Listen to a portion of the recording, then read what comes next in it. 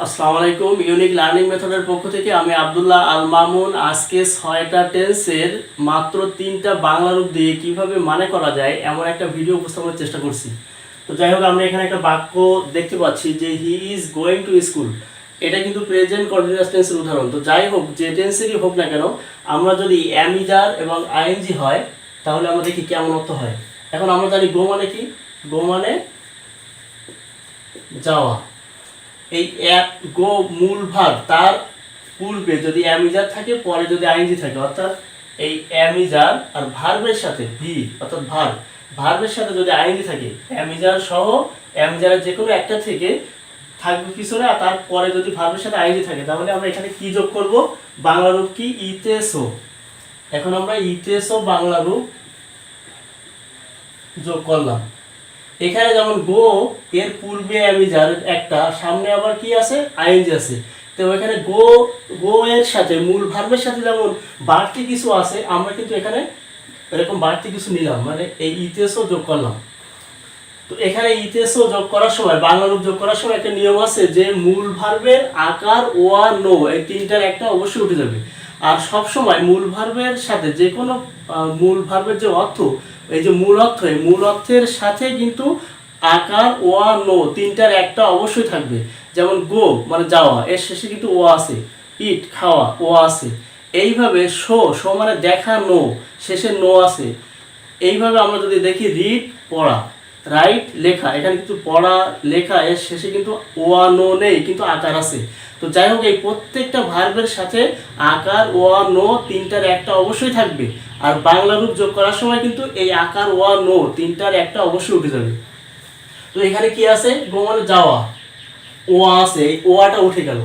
এখন এটা আমরা যোগ করলাম বাংলা রূপ কি? Am is are ING. এই অ্যামিজার আইএনজির জন্য আমরা বাংলা রূপ যোগ করলাম ইতেসো। এখন আমরা দেখি এই ইতেসো, এখানে কিন্তু স্ববর্ণটা এই অ্যামিজার আইএনজি, অ্যামিজার ভার্বের সাথে আইএনজি মানে ইতেসো, ইতেসোর যে স্ববর্ণটা কিন্তু আমরা গোল করে মার্ক করছি। তো এর একটা কারণ আছে, আমি বলছি একটু পরে। টু স্কুল মানে স্কুলে, হি অর্থ সে। এখন আমরা এটার মানে করব। এই ইংরেজি সেন্টেন্সের মানে করার নিয়ম হচ্ছে প্রথমে সাবজেক্টের মানে করে শেষের থেকে মানে করে আসতে হয়। তো সে স্কুলে যাইতে যাইতেছে। এখানে এই স্ববর্ণটা গোল করে দেওয়ার অর্থ হচ্ছে যে সকল সাবজেক্টের সাথে কিন্তু তে পর্যন্ত ঠিক থাকবে, আর স্ববর্ণটা কিন্তু সাবজেক্ট অনুযায়ী চেঞ্জ হবে। যেমন এখানে হি ইজ গোয়িং, সে যাইতেছে। ইউ আর গোয়িং, তুমি যাইতেছো। আই অ্যাম গোয়িং, আমি যাইতেছি।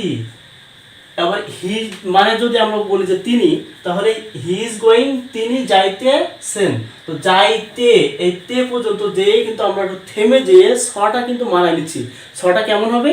সি, সো, সে, সেন, সেই বর্ণটা এরকমভাবে পরিবর্তন হবে। তো এখানে কিন্তু আমরা এই তে পর্যন্ত কিন্তু সব সাবজেক্টের ক্ষেত্রে একই থাকবে। অর্থাৎ সে যাইতেছে, তুমি যাইতেছো, তিনি যাইতেছেন। স কিন্তু পরিবর্তন হচ্ছে, অন্য কোনো বর্ণ কিন্তু পরিবর্তন হচ্ছে না তার আগ পর্যন্ত। তো এই জন্য আমরা এটা স্ববর্ণটা কিন্তু আমরা মার্ক করে দিচ্ছি গোল চিহ্ন দিয়ে। তো এখানে আমরা এই যেটা মানেটা করলাম, এই মানেটা করছি কিন্তু আমরা সাধু ভাষায়। তো চলিত ভাষায় কেমন হবে সেটা একটু পরে বলছি আমি। এখানে আমরা যদি এরকম দেই, he is, I am showing a picture. I am showing a picture. এই বাক্যটা মানে কেমন হবে? তো শো মানে দেখানো। এখন এই অ্যামিজার আইএনজি, অ্যামিজার আইএনজির জন্য আমরা কি যোগ করব? অ্যামিজার আইএনজি যদি থাকে, অ্যামিজারের থেকে যে কোনো একটা, এখানে অ্যাম আছে, তারপরে আবার মূল ভার্বের সাথে আইএনজি আছে। তো অ্যামিজার আইএনজি যেমন মূল ভার্বের সাথে ইংরেজিতে যেমন যোগ হয়েছে ইংরেজি বাক্যে, তো আমরা এরকম ইংরেজিতে বলার সময় যখন এরকম ইংলিশ ওয়ার্ডের সাথে যখন এই অ্যামিজার আইএনজি যখন যোগ হচ্ছে, মূল যে ওয়ার্ডটা শোর সাথে কিন্তু এগুলো যোগ হচ্ছে।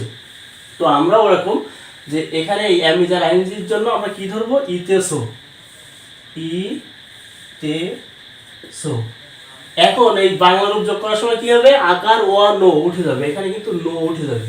তাহলে আমরা দেখতে পাচ্ছি এই পর্যন্ত কিন্তু সব সাবজেক্টের ক্ষেত্রে ঠিক থাকবে, স্বরটা কিন্তু পরিবর্তন হবে। যেমন আই অ্যাম শোয়িং, আমি দেখাইতে দেখাইতেছি। ইউ আর শোয়িং, তুমি দেখাইতে সো। হি ইজ শোয়িং, সে দেখাইতেছে। এইভাবে কিন্তু মানে চেঞ্জ হচ্ছে। তো যাই হোক, আমরা এখানে কিন্তু দেখতে পাচ্ছি যে ইতেসো, আবার এখানে ইতেসো। ইতেসোটা আমরা এখানে রস্যিকার দিয়ে প্রকাশ করছি, আর এখানে ইতেসোটা আমরা রস্যই দিয়ে প্রকাশ করছি। আসলে কিন্তু এটাও ইতেসো, এটাও ইতেসো। আমরা মনে রাখবো এটা কেমন করে হলো। যদি ওয়া এবং নো উঠে যায় তাহলে কিন্তু রস্যই দিয়ে প্রকাশ করব। কেন? এই রস্যইটা কিন্তু এখানে এখানে একটা কার চিহ্ন আছে। ওয়া নো যখন উঠে যায় তখন কিন্তু ওয়া নো উঠে যাওয়ার সময় তার পূর্বে পর্যন্ত যে ভার্বের যে মূল অর্থের ওয়া নো উঠে যাওয়ার পরেও যতটুকু থাকে এখানে কিন্তু নো উঠে যেয়ে দেখা এই পর্যন্ত কিন্তু মূল অর্থের যে এটা থাকতেছে। তো এখানে কিন্তু একটা আকার আছে। আমরা আগে দেখছিলাম কি, হয়তো বা গোয়িং মানে যাওয়া, শেষে কিন্তু ওয়া উঠে গেলে ও অন্তর্জয় আকার আছে। তো যাই হোক, এখানে কিন্তু আকার আছে। আকার থাকার কারণে আমরা রস্যইটা এখানে দিছি। রস্যইয়ের যে কার চিহ্ন রস্যিকার, এই রস্যিকারটা কিন্তু এর সাথে আর আসবে না। কেন আসবে না? এর সাথে কিন্তু আকার আছে, এজন্য কিন্তু রস্যিকারটা এখানে বসাবো না। তো রস্যিকার দিয়েও আমরা ইতেসো বলতে পারি, আবার রস্যই দিয়েও ইতেসো বলতে পারি। এখন আমরা একটা উদাহরণ দেই।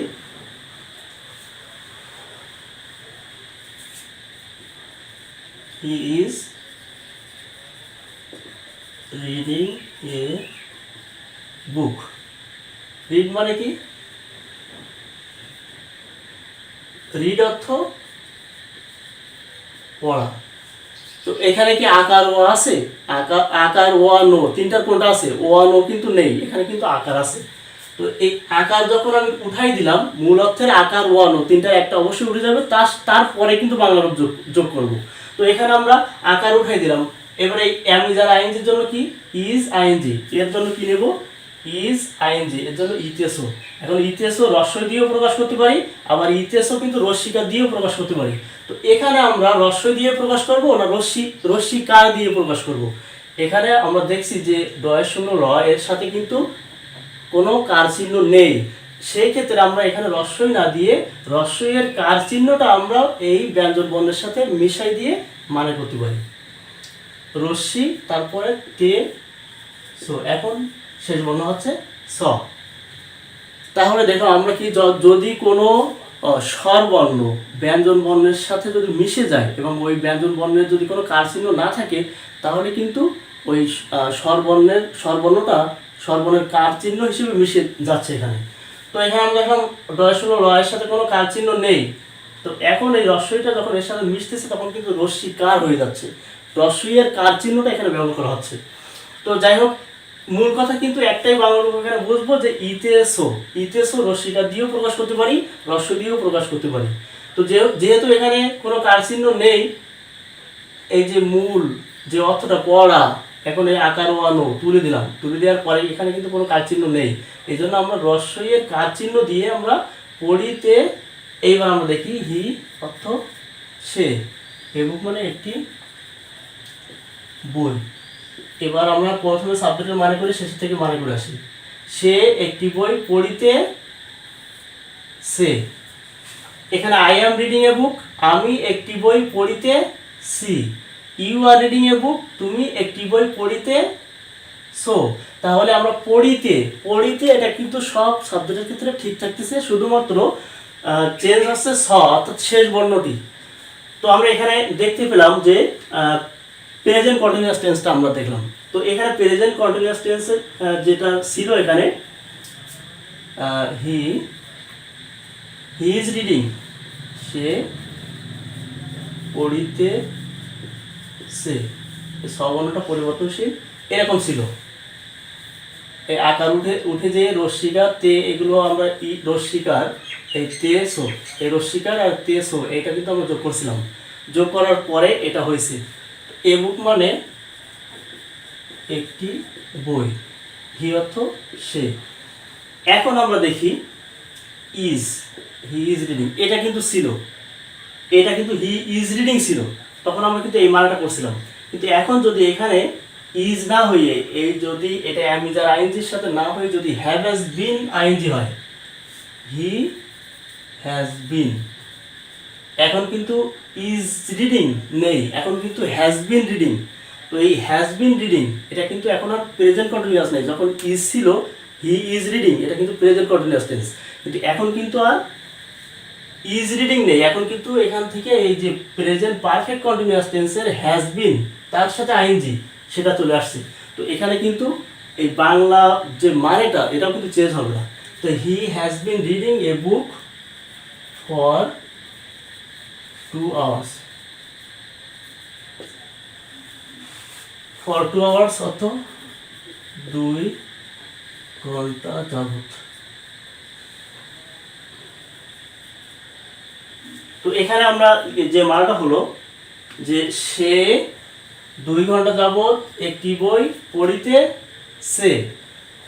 আই হ্যাভ বিন রিডিং যদি হতো আমি 2 ঘন্টা যাবত একটি বই পড়িতেছি।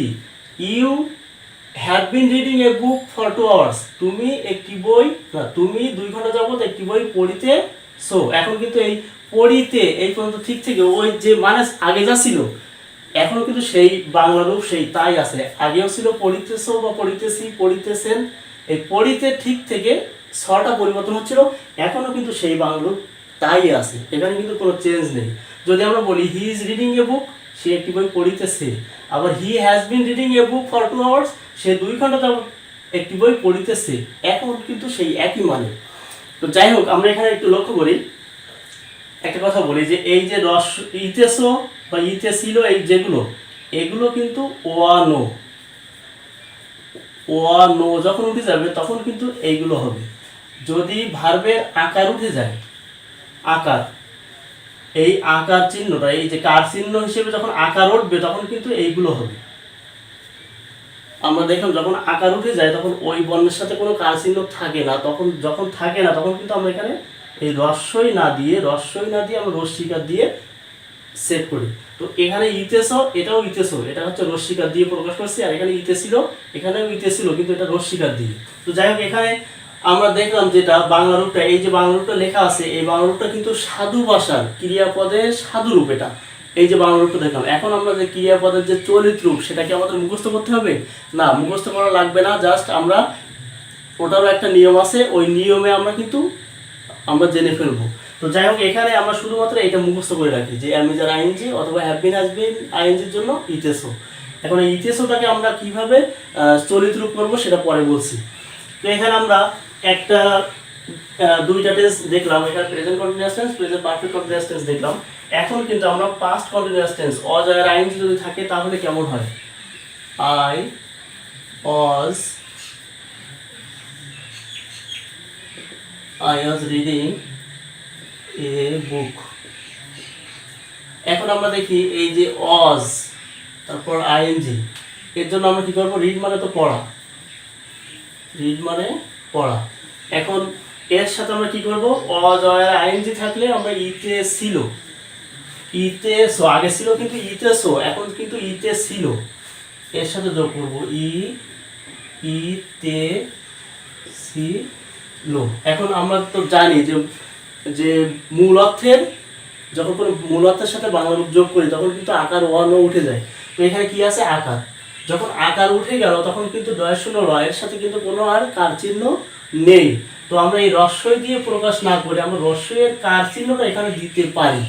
তো পড়িতে ছিল, এখন শেষ বর্ণ কি? এইটা। এবার এইটা সাবজেক্ট অনুযায়ী চেঞ্জ হবে। এখানে আই অর্থ আমি, আই ওয়াজ রিডিং এ বুক, এ বুক অর্থ একটি বই। এবার আমরা দেখি আমি একটি বই পড়িতেছি, এই পর্যন্ত যে লটা মানাই নেব। আমি একটি বই পড়িতেছি লাম, হি ওয়াজ রিডিং এ বুক, সে একটি বই পড়িতেছি লো, দে ওয়ার রিডিং এ বুক, তারা একটি বই পড়িতেছি লো। এবার ইউ ওয়ার রিডিং এ বুক, আপনি একটি বই পড়িতেছিলেন বা তুমি একটি বই পড়িতেছিলে, এইভাবে কিন্তু আমরা করব। তো এখানে আমরা যেমনটা শেষ বর্ণ হিসেবে ছকে আমরা পরিবর্তন করেছি, সি সো সে সেন এইভাবে, আর তার আগ পর্যন্ত আমরা একই রেখে দিছিলাম। তো এখানে কিন্তু এখন এরকম ইতে সি কিন্তু সবার সাথে থাকবে, শুধুমাত্র ল বর্ণটি পরিবর্তন হবে, ল বর্ণটি লাম লি লে লেন এইভাবে পরিবর্তন হবে। তো এখানে যদি অজ না দিয়ে আমরা যদি এখান থেকে দিই had been, I had been reading a book for 2 hours, তাহলে কিন্তু সেই একই অর্থ। I had been reading a book for 3 hours, 3 ঘন্টা for 3 hours, 3 ঘন্টা যাবত। তাহলে এখন মানে কি দাঁড়াচ্ছে, আমি 3 ঘন্টা যাবত একটি বই, এইখানে কিন্তু আমি কোনো পরিবর্তন করিনি। যখন আগে ছিল ওয়াজ রিডিং তখনও যেমনটা ছিল মানে এখন কিন্তু সেই তেমনই থাকবে, যে আমি 3 ঘন্টা যাবত একটি বই পড়িতেছিলাম। You had been reading a book for 3 hours, তুমি 3 ঘন্টা যাবত একটি বই পড়িতেছিলে। তাহলে আমরা দেখলাম পাস্ট কন্টিনিউয়াস টেন্স এবং পাস্ট পারফেক্ট কন্টিনিউয়াস টেন্সের বাংলা রূপও কিন্তু সেম অর্থাৎ একই। এখানে আমরা একটা উদাহরণ লিখছি, সেই উদাহরণটা he was showing a picture. Show মানে কি, শো মানে দেখানো। এখন অজ আইএনজি, এই অজ এর সাথে যদি আইএনজি থাকে তাহলে ইতে ছিল, এর সাথে যোগ হবে ইতে ছিল। এখন ল কিন্তু শেষ বর্ণ, আর এখানে যে বাংলা রূপ যোগ হওয়ার সময় বাংলা রূপে একটা হোক, দুইটা হোক, তিনটা হোক, চারটা হোক, যখনই বাংলা রূপ যোগ হবে তখন মূল অর্থে কোনো ক্রিয়াপদের মূল অর্থের আকার ও নো তিনটার একটা অবশ্যই থাকবে এবং ওইটাই উঠে যাবে। যদি আকার থাকে আকার উঠবে, ও নো থাকলে ও নো উঠবে, এরকম। তো এখানে নো আছে, নো তুলে দিলাম। এবার আমরা একটু মানে করি, হি মানে সে, সে এ পিকচার একটি ছবি, একটি ছবি, সে একটি ছবি দেখাইতেছিল, সে একটি ছবি দেখাইতেছিল। আই ওয়াজ শোয়িং, আমি দেখাইতেছিলাম। ইউ ওয়ার শোয়িং, তুমি দেখাইতেছিলে। এইভাবে কিন্তু চেঞ্জ হবে ল শেষ বর্ণটি। আগে ছিল স শেষ বর্ণ হিসেবে, আগে ছিল এই স, কিন্তু এখন কিন্তু আর স নেই, এখন পাস্ট টেন্স হিসেবে ল চলে আসছে। তো প্রেজেন্ট টেন্সের বেশিরভাগ ক্ষেত্রে স কিন্তু শেষ বর্ণ থাকে, আবার পাস্ট টেন্সে কিন্তু ল বেশিরভাগ ক্ষেত্রে শেষ বর্ণ থাকে। তো এখানে কিন্তু ল পরিবর্তন হচ্ছে, স কিন্তু পরিবর্তন হচ্ছে না। এবার এটা যদি আমরা হি ওয়াজ, এটা কিন্তু পাস্ট কন্টিনিউয়াস ছিল, এখন ওয়াজের জায়গায় যদি আমরা এখানে এটা দিয়ে দেই হ্যাড বিন, এখন কি কোনো চেঞ্জ হবে এই বাংলা রূপে? বাংলা রূপে চেঞ্জ হবে না, শুধুমাত্র এখানে একটুখানি এই সেন্টেন্সটা he had been showing a picture since morning.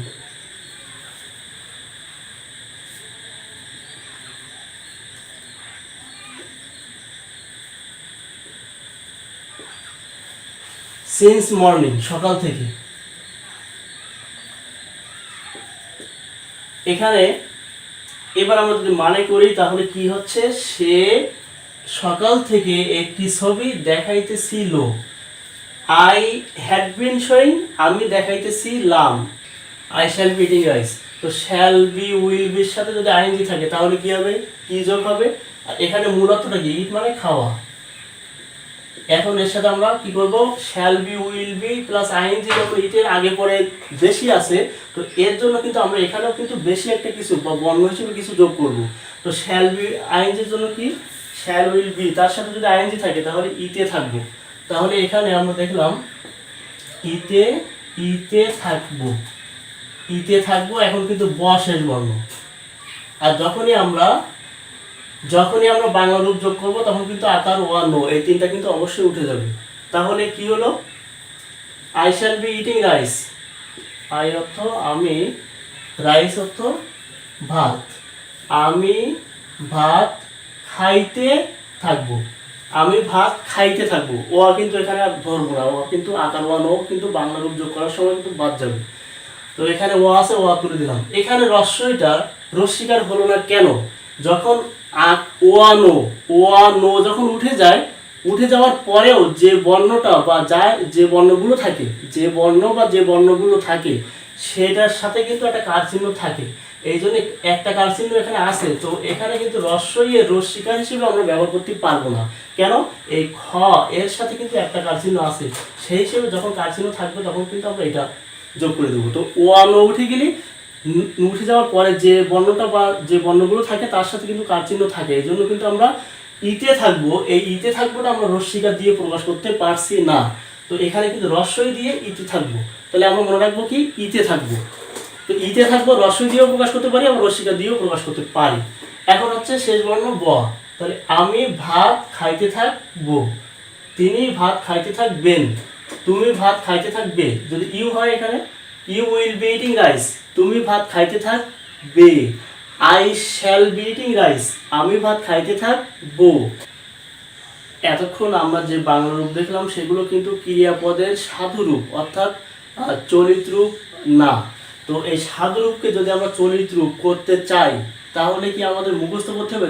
এই যে বাংলা রূপগুলো আমরা সাধু ভাষায় মুখস্থ করলাম মাত্র একটা করে, সেই একটা বাংলা রূপের বিকল্প হিসেবে কি আমরা আবার চলিত রূপের জন্য কি আবার বাংলা রূপ মুখস্থ করবো? না, মুখস্থ করার দরকার নেই।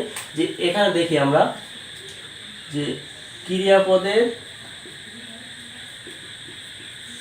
সাধুরূপ থেকে চলিত রূপে আসতে গেলে সাধুরূপের ক্রিয়াপদের সাধুরূপের যে শব্দ, ওই শব্দের ভিতরে, ওই ক্রিয়াপদের ভিতরে যদি রস্বই রস্বী তে থাকে তাহলে কিন্তু উঠে যাবে। এটা একটা নিয়ম, 1 নম্বর নিয়ম হচ্ছে এটা। তো আমরা দেখি এখানে পড়িতেছে, এখন এখানে রস্বীকার উঠে গেল, তে উঠে গেল। তাহলে আমরা দেখি এই যে রস্বীকার এবং তে এখান থেকে যদি উঠে যায় তাহলে থাকলো কি শুধু স। এই শুধু স হচ্ছে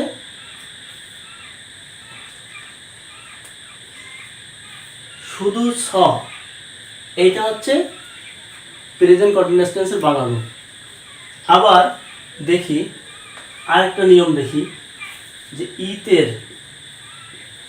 ইতের পরে যদি স থাকে, ইতে প্লাস স যদি এরকম থাকে, যেমন যাইতেছে, খাইতেছে,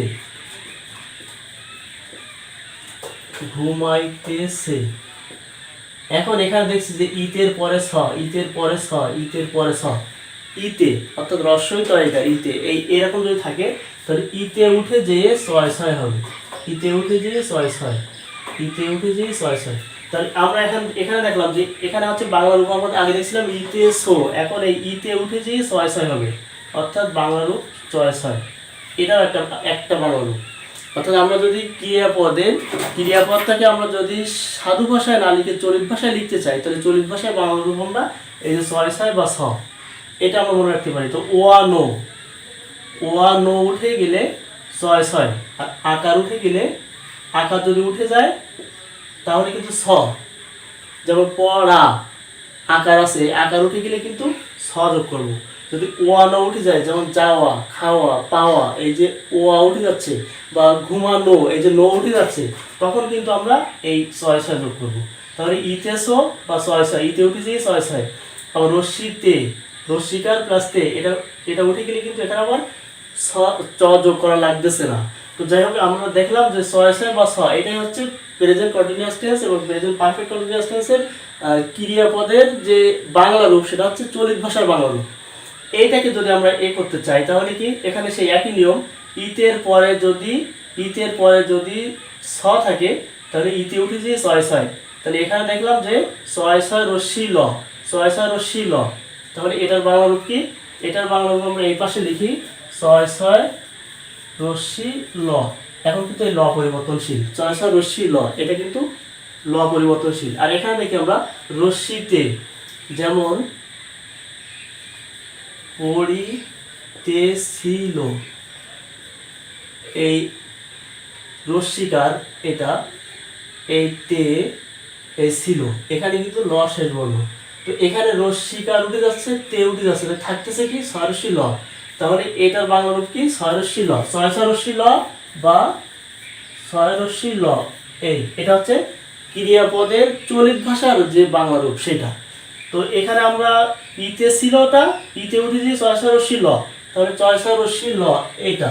যদি আর একটা কি দেখছি আমরা রশ্মিকার প্লাস তে, এটা উঠে যাচ্ছে, রশ্মিতে রস্বই রশ্মিতে উঠে যাবে, কিন্তু ইতে রস্বই তো এখানে ইতে যদি হয় তাহলে ইতে উঠে যে ছয় ছয়, তো এই ইতে উঠে যে এখানে ছয় ছয় রশ্মি ল হয়ে যাচ্ছে, আবার এখানে রস্বই রশ্মিতে। তো এখানে একটা নিয়ম আছে যে এখানে আমরা দেখলাম যে রস্বই রশ্মিতে ভিতরে থাকলে উঠে যাবে, তাহলে এই রশ্মিকারটা উঠলো না কেন? এই যে ছয় ছয় রশ্মি বা ছয় রশ্মি, এই রশ্মিকারটা উঠছে না কেন? এটা তো এর সাথে তো আবার পিছনে তো কি এখানে হচ্ছে ক্রিয়াপদের যে মূল অর্থ আকার বর্ণ উঠে যে একটা মূল অর্থ যোগ হবে, তার সাথে তো এই দুইটা যোগ হবে। তাহলে যোগ হওয়ার পরে এটা তো আমরা লিখছি কি চলিত রূপ। তো চলিত রূপের ক্ষেত্রে ছয় রশ্মি বা ছয় ছয় রশ্মি, এই রশ্মি তো ভিতরে থাকতেছে বাক্যের, সরি, বর্ণ, শব্দের ভিতরে থাকতেছে, ক্রিয়াপদের ভিতরে থাকতেছে, তাহলে উঠলো না কেন? এইটা ব্যতিক্রম। শুধুমাত্র যে এটার ক্ষেত্রে একটা ব্যতিক্রম আছে যে ছয় ছয় রশ্মি ল বা ছয় রশ্মি ল, এই শেষে যদি ল থাকে তার আগে যদি ছয় রশ্মি বা ছয় ছয় রশ্মি থাকে, শুধুমাত্র এই রশ্মিকারটা উঠবে না। এইটা হচ্ছে একটা নিয়ম। তো আমরা দেখলাম যে ক্রিয়াপদের যে সাধুরূপ থেকে চলিত রূপে আসতে গেলে সবচেয়ে বড় নিয়ম যে কয়টা, দুইটা, তিনটা নিয়ম মোট, কিন্তু এখানে আমি দুইটা বর্ণনা করছি, যে দুইটা আমার এখানে লাগতেছে সেই জন্য আমি দুইটা বর্ণনা করলাম। তার মধ্যে একটা হচ্ছে রস্বই রশ্মিতে ভিতরে থাকলে উঠে যাবে, আর এখানে ইতের পরে ছ থাকলে চ হবে, ছর সাথে একটা চ যোগ হবে, ইতে উঠে যাবে। এবারে আমরা এখানে দেখি ভিতরে থাকলে উঠে যাবে। এখন আমরা যদি বলি, আমি বলেছি কিন্তু ক্রিয়াপদের ভিতরে থাকলে উঠে যাবে। এখন এটা যদি একটা প্রান্তে থাকে, যেমন খাইতে, খাইতে, এখানে কি উঠবে? খাইতে থাকবো। এখানে কি উঠবে? এখানে কিন্তু রস্বই রশ্মিতে এই এটা উঠে গেল, এই তে উঠবে না, তে কিন্তু উঠবে না কেন? এটা কিন্তু ভিতরে নেই, এই তেটা কিন্তু একটা প্রান্তে, এই প্রান্তে থাকলে কিন্তু উঠবে না, বা প্রান্তে বা প্রথমে, যেমন লিখিব, এখন এখানে এটা কি উঠবে? রস্বই রশ্মিতে ভিতরে থাকলে উঠবে, অর্থাৎ শব্দের ভিতরে বা ক্রিয়াপদের ভিতরে, এইটা ভিতরে আছে, কিন্তু এটা কিন্তু একটা প্রান্তে। যখন কোনো প্রান্তের সাথে থাকবে, প্রান্তের যখন কোনো বর্ণের সাথে থাকবে, তাই প্রথম প্রান্তে হোক আর শেষ প্রান্তে হোক, তখন কিন্তু ওই তে বা ওই রশ্মি বা ওই রস্বই কিন্তু উঠবে না। তাহলে আমরা দেখলাম রস্বই রশ্মিতে ভিতরে থাকলে, ক্রিয়াপদের ভিতরে থাকলে উঠে যাবে, একটা নিয়ম। আর কি, ইতের পরে ছ থাকলে ওই ইতে উঠে যেয়ে ছয় ছয় হবে, একটা চ বাড়তি হবে। আর একটা হচ্ছে যে যদি ছয় রশ্মি ল যদি এরকম থাকে বা ছয় ছয় রশ্মি ল, তাহলে কিন্তু ওই ছর সাথে যে রশ্মিকারটা এটা উঠবে না, এটা ব্যতিক্রম। এটাই। এবার আমরা দেখি, তো এখানে দেখি যে যাইতে থাকবো, খাইতে থাকবো, এখানে যদি ইতে, তাহলে এখানে এই প্রান্তের তে কিন্তু উঠবে না, এই রস্বইটা উঠে যাবে, তাহলে কি থাকলো? তে থাকবো। এখানে যদি দেখি পড়িতে, থাকবো, এখানে কি উঠবে? এটা কিন্তু সাধু ভাষায় আছে, ওই সাধু ভাষার থেকে রশ্মিকারটা উঠে যাবে, কিন্তু এই তে কিন্তু উঠবে না, এই তে কিন্তু একটা প্রান্তে আছে, এটা কিন্তু উঠবে না। শব্দের একটা শেষে বা শব্দের প্রথমে যদি রস্বই রশ্মিতে থাকে উঠবে না, কিন্তু শব্দের ভিতরে রস্বই রশ্মিতে থাকলে কিন্তু সেটা উঠে যাবে। তো এখানে রশ্মিকার উঠে গেল, তার মানে এই রশ্মিকার উঠলো, তাহলে কি থাকলো? তে থাকবো। তো এখানে যে ফিউচার কন্টিনিউয়াস টেন্স এবং ফিউচার পারফেক্ট কন্টিনিউয়াস টেন্স, তার জন্য কি তে থাকবো, তে থাকবো, এটা একটাই বানানো। যদি আমরা এটা যদি ক্রিয়াপদের যদি আমরা চলিত রীতিতে মানে করতে চাই, আর এখানে ছিল কি ছয় ছয় বা ছ, এখানে ছিল ছয় ছয় বা ছ, এখানে কিন্তু ব হচ্ছে শেষ বর্ণ, এখানে ল শেষ বর্ণ, এখানে ছ, এখানে ছয় ছয়, এইগুলো কিন্তু শেষ বর্ণগুলো কিন্তু আমি গোল করে দিছি, ওইগুলোই পরিবর্তন হবে। তাহলে আমরা দেখলাম যে ওয়া নো, ওয়া বা নো যদি কোনো ক্রিয়াপদের সাথে ভার্বের মিনিং এর সাথে যদি থাকে, তাহলে ওয়া নো উঠে যদি ছয় ছয় বা ছয় ছয় রশ্মি ল, এটা হবে। আর যদি আকার উঠে যায়, তাহলে আকার উঠে যদি ছ বা ছয় রশ্মি ল, এটা কিন্তু হবে। আর এখানে ওয়া নো উঠুক আর আকার উঠুক, এখানে কিন্তু একটাই তে থাকবো। তাহলে আমরা যদি চলিত রীতিতে করতে চাই, তাহলে কি হবে? প্রেজেন্ট কন্টিনিউয়াস এবং প্রেজেন্ট পারফেক্ট কন্টিনিউয়াসের বাংলা রূপ ছয় ছয় বা ছ, এই ছয় ছয় কখন হবে? যদি ও নো উঠে যায়। আর এটা হবে কখন? ছটা হবে আকার উঠে গেলে। আর এখানে এরকম যে past continuous tense, past perfect continuous টেন্সের যে চলিত রীতির বাংলা রূপ, সেটা হচ্ছে ছয় ছয় রশ্মি ল বা ছয় রশ্মি ল। এটা কিন্তু আমরা ক্যালকুলেট করি বা নিয়ম করে আমরা কিন্তু বাই করে নিলাম। আমরা কিন্তু মুখস্থ করবো শুধুমাত্র এইটা, ইতে ছিল, ইতে ছিল আর ইতে থাকবো, এটা কিন্তু মুখস্থ করবো। তাই আমরা সবশেষে বলতে পারি যে ক্রিয়াপদের সাদরূপ থেকে চলিত রূপে আসার জন্য রস্বই রশ্মিতে উঠে যাবে এবং ইতের পরে ছ থাকলে ইতে উঠে যেয়ে ছয় ছয় হবে। আর একটা হচ্ছে ছয় রশ্মি ল যদি থাকে ওই রশ্মিটা ভিতরে থাকলেও সেটা উঠবে না। এই একটা এটা হচ্ছে ক্রিয়াপদের পরিবর্তনের নিয়ম, অর্থাৎ সাদরূপ থেকে চলিত রূপে আসার নিয়ম। এর সাথে সাথে আরেকটা কি দেখলাম যে আমরা বাংলা রূপ যেটা, সেটা আমরা এই বাংলা রূপটা মূল অর্থের সাথে আমরা যোগ করবো। যোগ করার সময় যে ক্রিয়াপদের যে মূল অর্থ, সেই মূল অর্থ থেকে আকার ওয়া ন উঠে যেয়ে তারপর কিন্তু বাংলা রূপটা যোগ হবে, এই একটা নিয়ম। তো যাই হোক, আজকের এই ভিডিওটি এই পর্যন্তই। যদি ভিডিওটি ভালো লেগে থাকে তাহলে লাইক, শেয়ার, কমেন্ট, সাবস্ক্রাইব করতে ভুলবে না। আর এতক্ষণ সাথে থাকার জন্য তোমাদেরকে অনেক অনেক ধন্যবাদ।